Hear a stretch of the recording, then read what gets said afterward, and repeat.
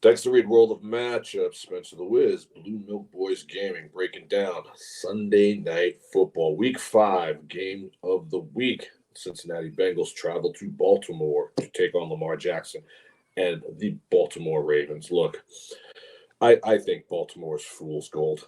I felt this way for a long time. I know Lamar Jackson is having an MVP type campaign. I expect nothing less from a guy in the last year of his contract, advocating and betting on himself to get paid. But what he has around him, to me, has not shown promise of going deep in the AFC and getting to a Super Bowl and winning a Super Bowl. This is a team that fell apart against Miami. I know they have multiple injuries or guys coming back from injuries. Marcus Peters, J.K. Dobbins. They bring in Kenyon Drake. I mean, is this a team that always has like 6 different running backs touching the ball? You know what I mean? Like, I know Devin Duvernay's been good, overachieving. Rashad Bateman overachieving. Mark Andrews is an absolute mammoth, but their defense has been a letdown. I know a lot of people are going to be gassed because it's Sunday Night Football and they're home under the lights. But every time I see Lamar in a big spot in his building, they just piss it away. I can't remember. To tell me, Spencer, what the last big game in their building this guy won. I think it was against the Chiefs last year, and it's because CEH fumbled and gave the game Yeah. away.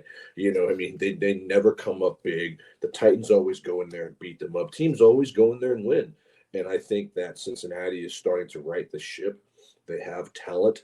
Their offensive line issues are well documented, but I think when you bring in these type of players, you just can't expect them to gel right away. This is almost like preseason just ended for them, and now we're into their Mm. regular season. Jamar Chase isn't going to stay this quiet forever. Neither is Joe Mixon.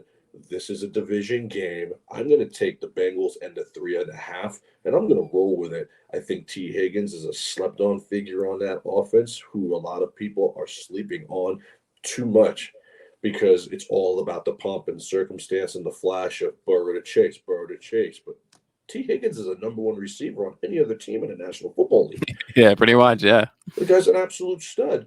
And I think Cincinnati's defense is better than advertised. I think they're every bit as good as the Ravens' defense right now, quite frankly.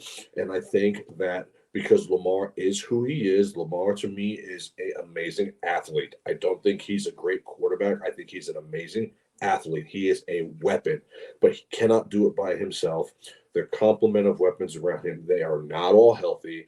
I don't trust John Harbaugh anywhere because this guy's always going for 2 or kicking a 70-yard field goal or doing something crazy to try to galvanize his troops and win, and it backfires more than it hits. And I think that when it boils down to it, and I've heard a lot of Baltimore Ravens fans even say this too, so this isn't just hate coming from another AFC West foe. They never come up big when it matters.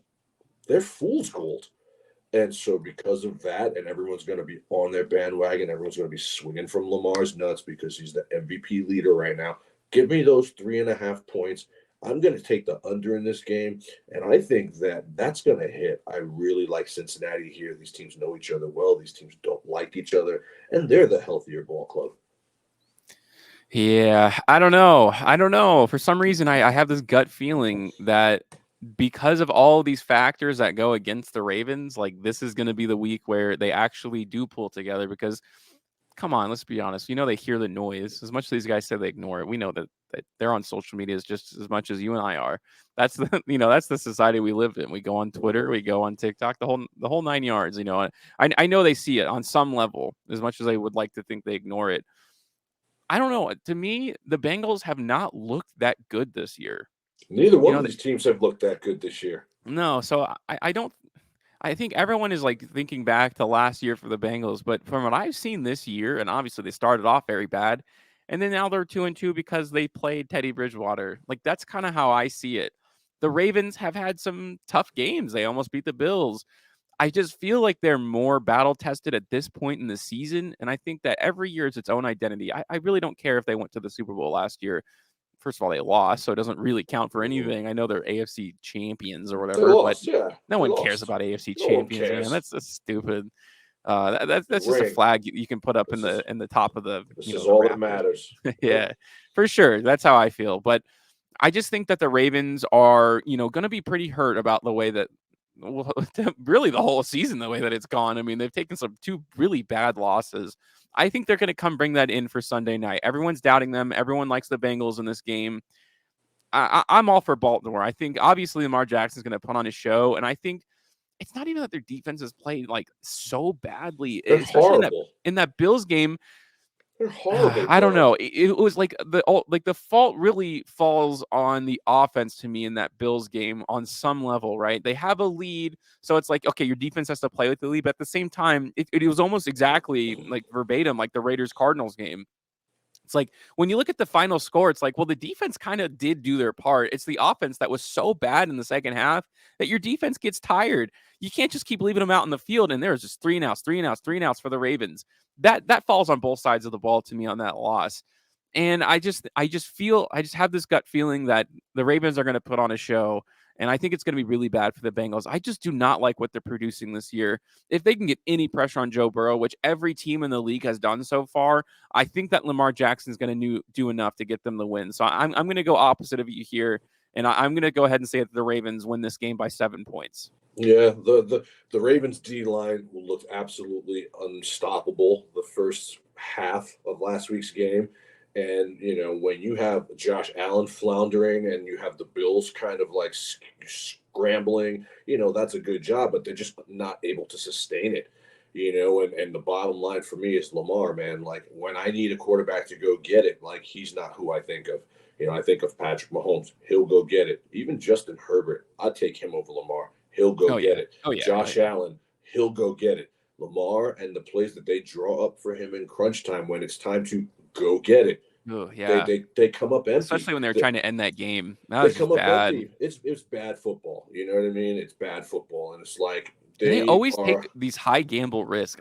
It This is what I'm. never It works never out for them. ever The works two, out. I think of last year when they had what's his name at The QB, Lions, 2 weeks in a row, 2 weeks Huntley, in a row. the 2-point conversions. This is what I'm talking about, Spencer. Yeah, These dude. are the intangibles that people want to act like they don't happen or forget about. And I know last year was last year, but it's still the same coach. It's still the same coaching. Clearly, It's take the points, same dude. coaching philosophy. It's still the same. These guys want to run off scared money, don't make money, so we're just going to go for it. And if it hits, boom, because our team will now be galvanized. Everybody will be fired up. But when it misses, you really feel the brunt end of that as a team. And all of a sudden, it's like, how did we lose this game? Well, that's how. You don't have a go-getter when it matters. Mark Andrews can't be everywhere, and he can be No. doubled. And so when he is doubled, who's the guy that's giving you that production?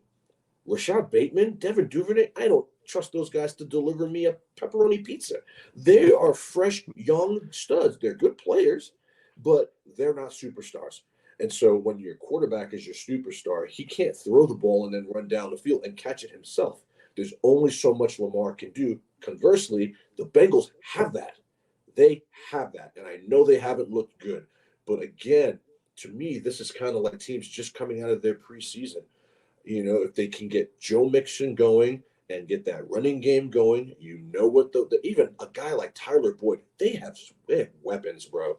They have too much offense for Baltimore, who you saw Tua Tagovailoa dissect in the fourth quarter. Tua, what do you think Joe Burrow is going to do to them if they can keep Joe Burrow?